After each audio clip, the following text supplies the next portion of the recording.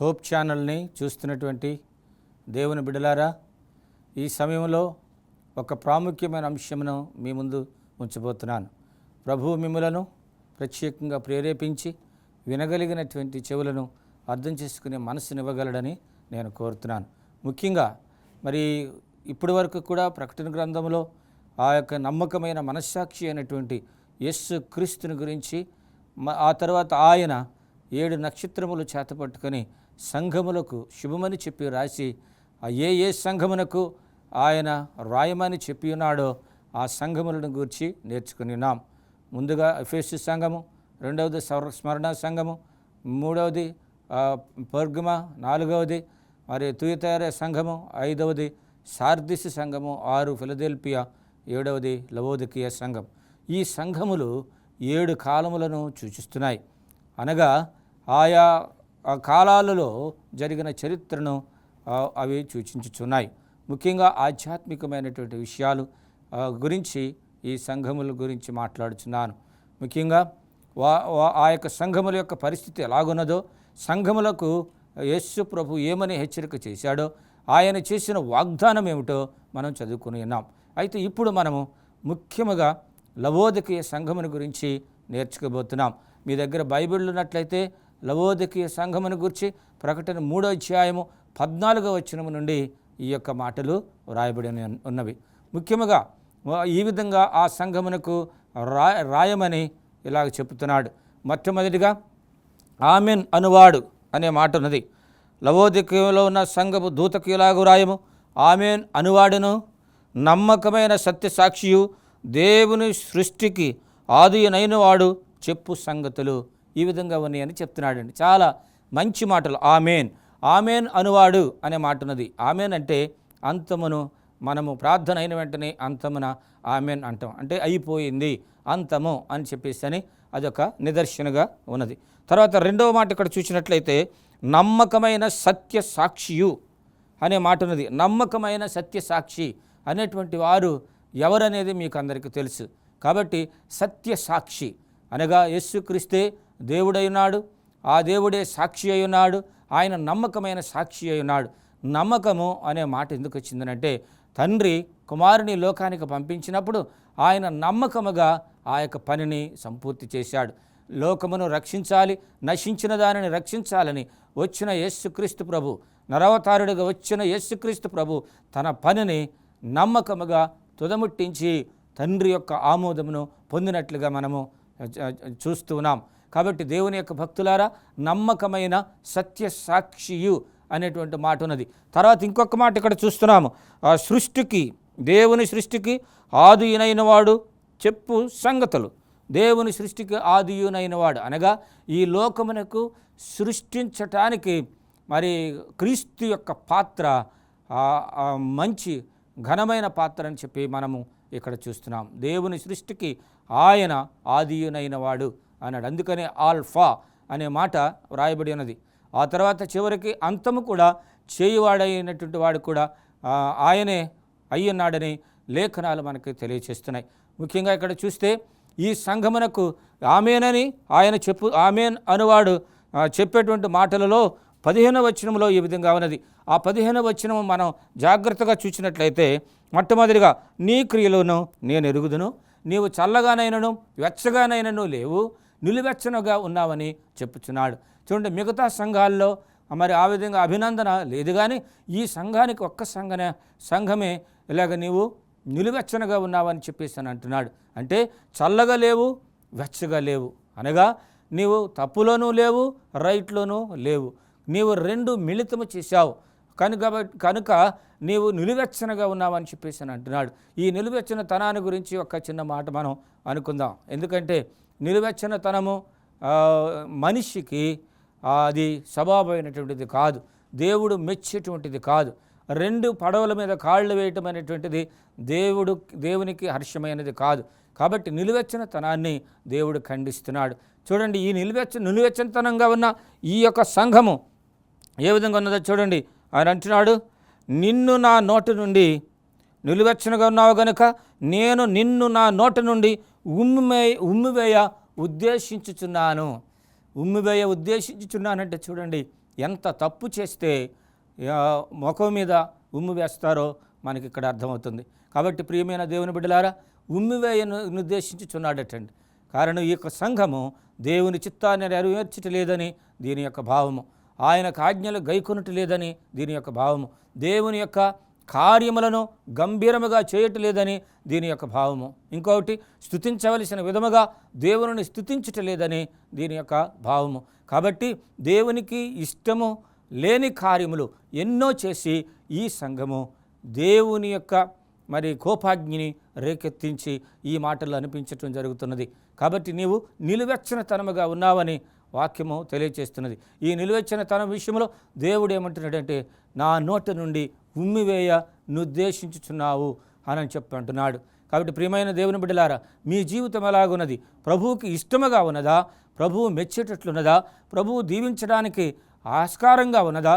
లేకపోతే నీ యొక్క జీవితము మార్పు చెంది ప్రభువులో లీనమై దేవునితోనే గడపాలని, ఆయన మీదనే ఆధారపడి జీవించాలని నీ ఆలోచన ఉన్నదా?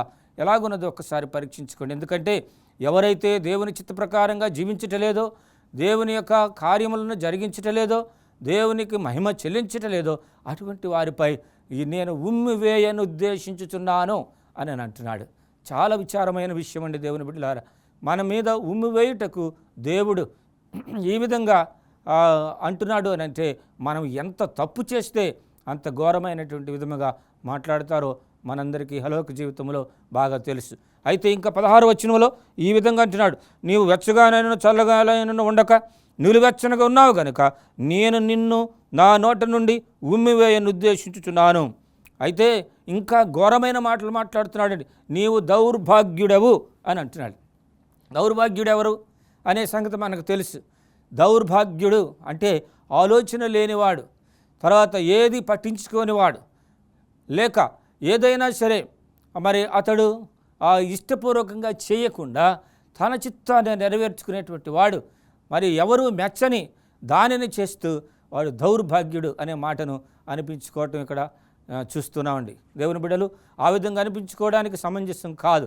దేవుడు మనలను ప్రత్యేకముగా ఆయన బిడ్డలుగా సృష్టించినప్పుడు మనము దౌర్భాగ్యులము కాకుండా దేవునికి ఇష్టమైన బిడ్డలుగా జీవించవాలని చెప్పేసి ప్రభు మన కోరుతున్నాడు. కాబట్టి దేవుని యొక్క ప్రియమైన బిడ్డలారా, మనం దౌర్భాగ్యులము కాదు, దేవుని బిడ్డలముగానే ఉండాలి.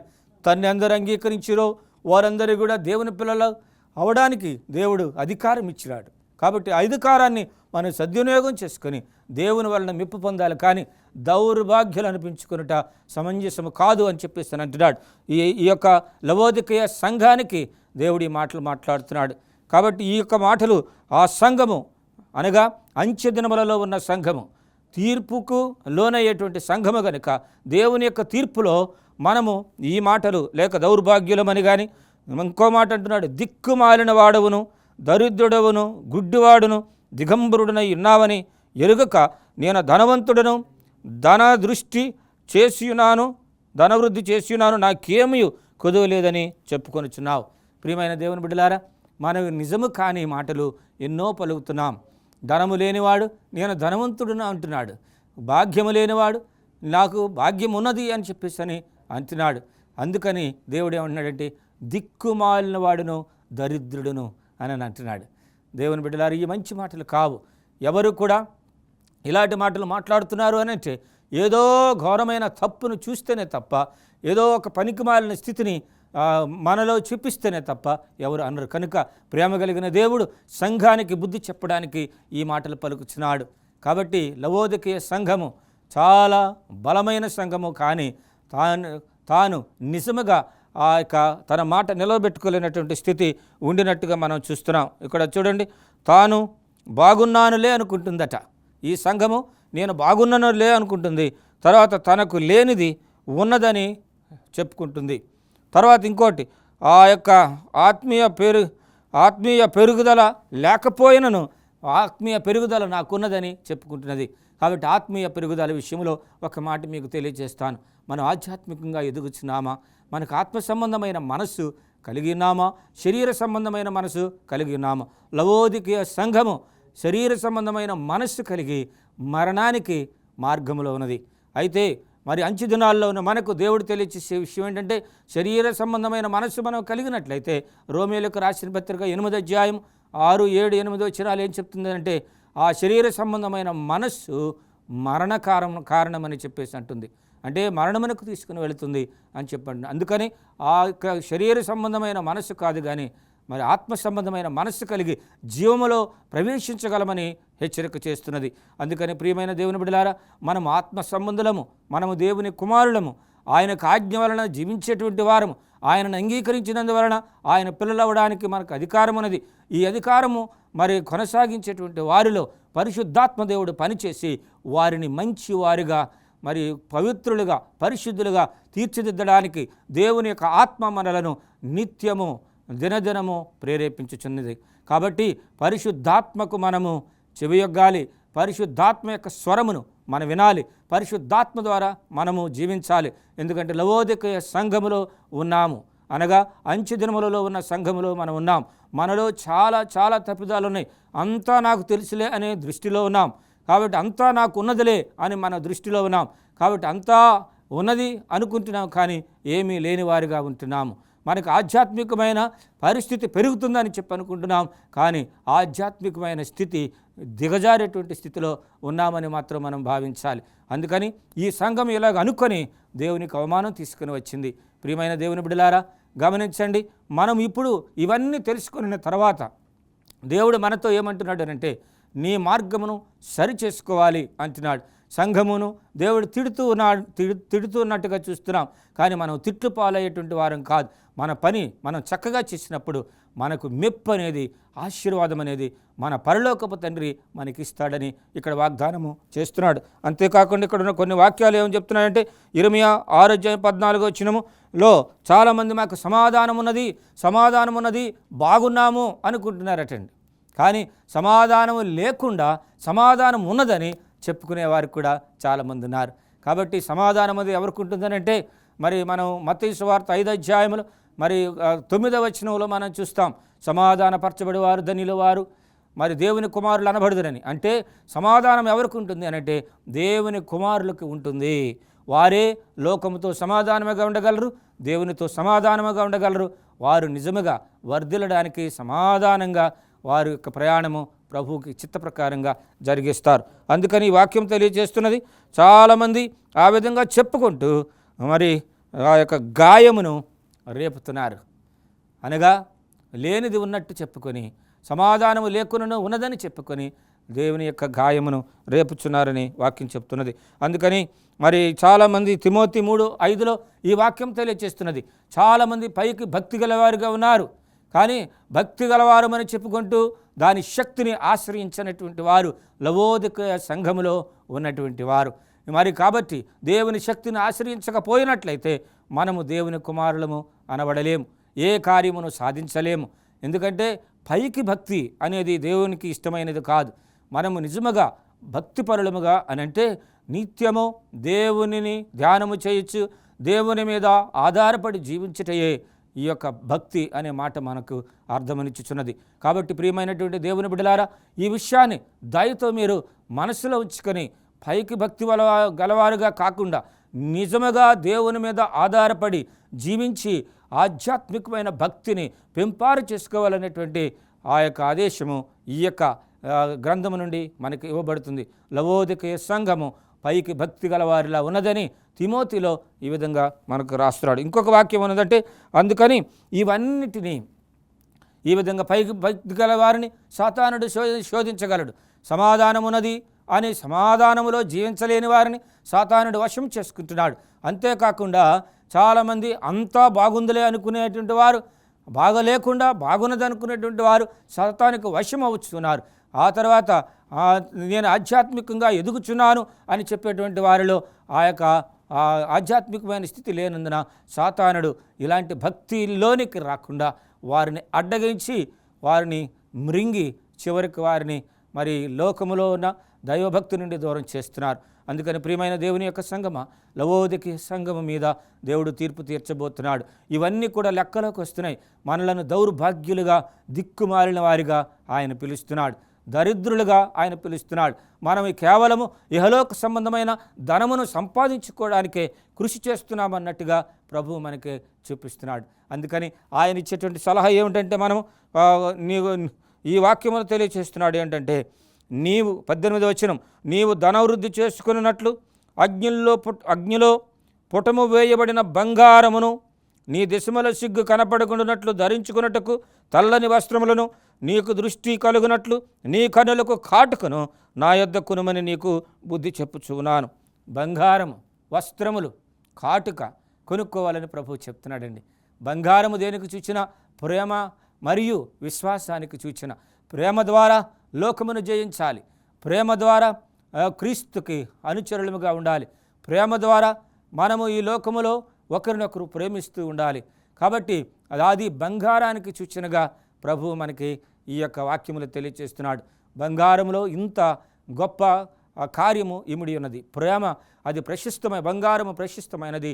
అందుకని అన్నిటిలోనూ పౌలు చెప్తున్నాడు, 1 కొరింథీ 13వ అధ్యాయంలో, అన్నిటిలోనూ ప్రేమ గొప్పది అని చెప్పేసి అంటున్నాడు. ఈ ప్రేమ మనలో ఉన్నప్పుడు, దేవుని ప్రేమ మనలో ఉన్నప్పుడు మనము అభివృద్ధి పొందగలము, దేవుని సంతోషపరచగలము. అంతేకాకుండా ప్రియమైన దేవుని బిడ్డలారా, విశ్వాసం అన్నది మనలను నిత్య రాజ్యమునకు నడిపించేటువంటి మార్గము. కాబట్టి ఈ యొక్క విశ్వాసము క్రీస్తు వలన కలిగి ఉన్నదని రోమా 10:17 తెలియజేస్తున్నది. క్రీస్తు మాటను బట్టి మనం విశ్వాసులమయ్యాం. ఆ విశ్వాసం ఎందుకనంటే, మనము నిరీక్షించుచున్న జనులము. రాబోయే యేసుక్రీస్తు ప్రభు రెండోసారి ఆయన రాబోతున్నాడని తెలుసుకొని ఆ విశ్వాసముతో ఆ నిరీక్షణ మార్గములో మనం జీవిస్తూ ఉన్నాం. కాబట్టి హోప్ ఛానల్లో తిలకించుచున్నటువంటి దేవుని బిడ్డలారా, ఈ సంగతులను మీరు గమనించండి. మనకు కావలసింది ప్రేమ, విశ్వాసం. ఎందుకంటే బంగారము నా దగ్గర ఉన్నది, కొనుక్కోమంటున్నాడు. ఆయన రూకలు లేకయే కొనుక్కొనమని యెషయా 55వ అధ్యాయంలో మనకు తెలియచేస్తున్నాడు. రూకలు లేకయే అనగా ఆ రూకలు ఇవ్వడానికి మన దగ్గర లేదు, కానీ ప్రభు యొద్దకు వచ్చిన వానికి ఈ యొక్క గొప్ప శుగుణము, ఆయన యొక్క శుగుణము మనకి అలవర్చుకోవచ్చని ఆయన చెప్తున్నాడు. ఎందుకంటే దేవుడు ప్రేమ స్వరూపి. ఆయన యొక్క యాట్రిబ్యూట్స్లో ప్రేమ అనేది చాలా ప్రాముఖ్యమైన విషయం. ఆయన దగ్గర నుండి మనం ఈ ప్రేమను పొందవచ్చు. ఆ ప్రేమ పొందిన మనము ఆయన యందు విశ్వాసం ఉంచవచ్చు. ఆయన యందు విశ్వాసం ఉంచిన వాడు నిత్య జీవము పొందును అనే మాట ఉన్నది. వాడెన్నడను నశించడు అనేటువంటి మాట అక్కడ రాయబడినది. అందుకని ఈ వాక్యము చూడండి. రెండవది, బంగారం అనేది ప్రేమకును విశ్వాసమునకు సూచనగా ఉన్నది. ఆ తర్వాత మీ దిశములకు అనగా మీరు సిగ్గును కప్పుకోవాలంటున్నాడు. అంటే వస్త్రములు నా యొద్ద ఉన్నవి, రూకలు లేకయే కొనుక్కోమని తెలియచేస్తున్నాడు. ఈ వస్త్రములకు, తెల్లని వస్త్రములకు సూచన ఏమిటంటే నీతి కార్యములు. బ్రతికినంత కాలము నీతిగా బ్రతకాలి. బ్రతికినంత కాలము ప్రేమ విశ్వాసములో బ్రతకాలి. బ్రతికినంత కాలము ఈ తెల్లని వస్త్రములు అనగా నీతి క్రియలు మనము ధరించి యేసుక్రీస్తు ద్వారా నీతిని పొంది ఆయన రాజ్యమునకు వారసులు అవ్వాలి అనంటే ఈ నీతి కార్యములు చాలా అవసరమని తెలియచేస్తున్నాడు. అందుకని లవోదికయ సంఘానికి చెప్తున్నాడు, నీ క్రియలు నేను ఎరుగుదును అనని ప్రభువు చెప్తున్నాడు.